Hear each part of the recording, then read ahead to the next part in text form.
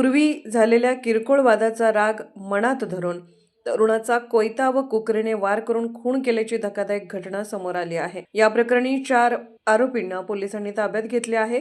यातील आरोपी विनायक उत्तम सूर्यवंशी व राहुल सुनील कदम हे दोघे मित्र असून त्यांच्यात यापूर्वी किरकोळ कारणावरून वाद झाला होता। या वादातून निर्माण झालेल्या रागातून आज रोजी मयत सुनील कदम हे कामावरून घरी जात असताना आरोपी निखिल अनिल यादव वय 21 राहणार चिंतामणी नगर सांगली, रमेश मुकेश जाधव वय 19 राहणार अहिल्यानगर झोपडपट्टी कुपवाड, विनायक उत्तम सूर्यवंशी वय 23 राहणार अहिल्यानगर झोपडपट्टी कुपवाड व एक बालक यांनी संगणमत करून हल्ला केला। आरोपींनी मयताच्या मानेवर, गळ्यावर व डोक्यावर कोयता व कुकरीने वार करून त्याचा खून केला व घटनास्थळावरून पळ काढला। घटनेनंतर पोलीस अधीक्षक श्री संदीप घुगे यांच्या मार्गदर्शनाखाली संजयनगर पोलीस ठाण्याचे पोलीस निरीक्षक सतीश कदम व गुन्हे प्रकटीकरण शाखेच्या पथकाने घटनास्थळी तात्काळ भेट देत तपास सुरू केला। तपासादरम्यान पोलीस हेड कॉन्स्टेबल 1676 साळुंके यांनी गुप्त बातमीदारामार्फत